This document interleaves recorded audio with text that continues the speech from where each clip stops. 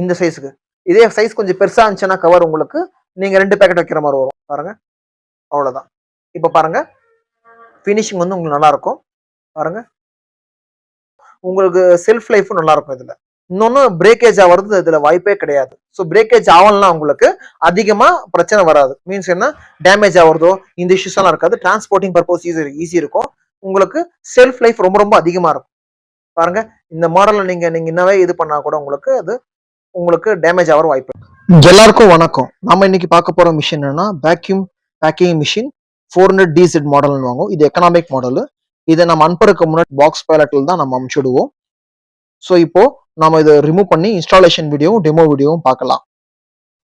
பாருங்க box open பண்ண அப்புறமா மிஷின் இந்த மாதிரி தான் இருக்கும் உங்களுக்கு. ஸோ இந்த மிஷின்ல வந்து உங்களுக்கு சைட்ல வந்து எம்சிபி இருக்கும். இந்த எம்சிபி வந்து உங்களுக்கு ஆன் பண்ண உடனே மிஷின் ஆன் ஆயிடும். அப்புறமா இது பாருங்க இந்த மேல இருக்க அந்த இது லிவரை ஓபன் பண்ணா டோர் ஓபன் ஆகும். டோர் ஓபன் ஆன அப்புறமா நீங்க ஐட்டம் வச்சுக்கலாம். வைக்கிறதுக்கு முன்னாடி பாருங்க இங்க நம்ம அந்த ஐட்டம் வைக்கிறதுக்கு இந்த மாதிரி பிளாஸ்டிக் பிளேட் கொடுத்துக்கிறோம். இங்க பாருங்க இந்த பக்கம் அந்த பக்கம் பிளாஸ்டிக் பிளேட் இந்த மாடல்ல வரும். ஸோ நீங்க எடுத்துட்டு நீங்க யூஸ் பண்ணா பெரிய பேக்கெட் யூஸ் பண்ணலாம். சின்ன பேக்கெட்டுக்கு நீங்க இந்த பிளேட் மேல வச்சு யூஸ் பண்ணலாம். இது வந்து உங்களுக்கு ப்ரெஷர் கேஜ் மீட்டரு. அப்புறம் பக்கத்துல வந்து உங்களுக்கு எம்என் ஸ்டாப் சுவிட்ச் இருக்குது. இதெல்லாம் உங்களுக்கு எமர்ஜென்சி பர்பஸ் நீங்க யூஸ் பண்ணிக்கலாம். அப்புறம் இது வந்து வேக்யூம் டைமரு. இது வந்து மேல கீழே பண்றது அட்ஜஸ்ட்மெண்ட். அப்புறம் அதுக்கு பக்கத்துல வந்து சீலிங் டைம் வரும். ஸோ சீலிங் டைம் வந்து நீங்க இதை ப்ரெஸ் பண்ணீங்கன்னா சீலிங் டைம் வந்து 2.6 இருக்குது பாத்தீங்களா. அது வந்து உங்களுக்கு அதிகம் பண்ணிக்க முடியும், கம்மியும் பண்ணிக்க முடியும். வேணுன்றப்போ உங்களுக்கு பவுச் தகுந்த மாதிரி நீங்க பண்ணிக்கலாம். பண்ணிட்டு செட் பண்ணீங்கன்னா போதும்.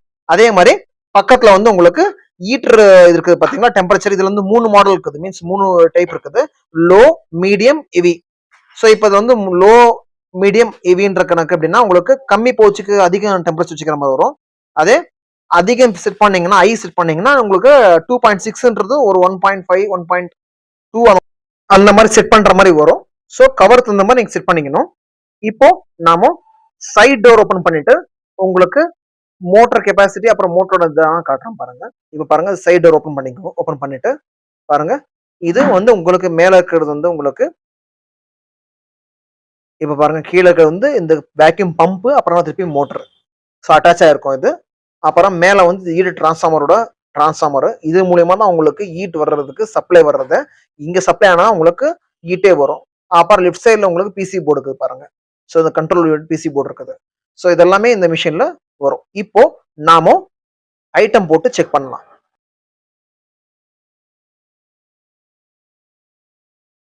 நாம இப்போ கருவாடு பேக் பண்ணி பார்க்கலாம் பாருங்க. இது ட்ரை ஃபிஷ்னு சொல்லுவாங்க. ஸோ ட்ரை ஃபிஷ்ஷும் பேக் பண்ற மாதிரி வரும்.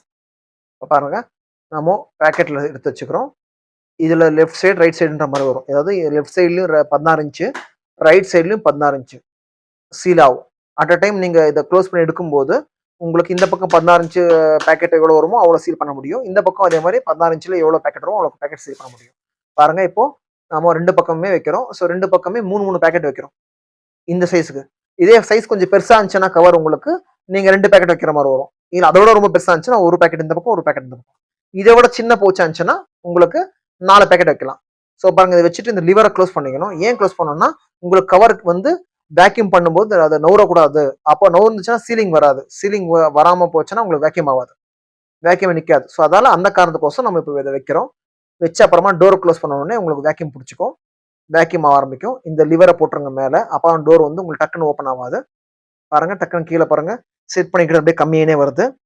கம்மியானோன்னு நீங்க ப்ரெஷர் கேஜ்லயும் பாருங்க அப்படியே உங்களுக்கு மொத்தம் அந்த கிரீன் லைன் மொத்தமா இருக்கும். அது மொத்தமா உங்களுக்கு வேக்யூம் ஆனோன்னு ரெட் லைனுக்கு வந்து உங்களுக்கு அந்த வேக்யூம் வந்தது மீட்டர் வந்து உங்களுக்கு ரெகுலேட்டர் மீட்டர் கிளீனா காட்ட ஆரம்பிச்சு. இப்போ பாருங்க சீலிங் ஆச்சு.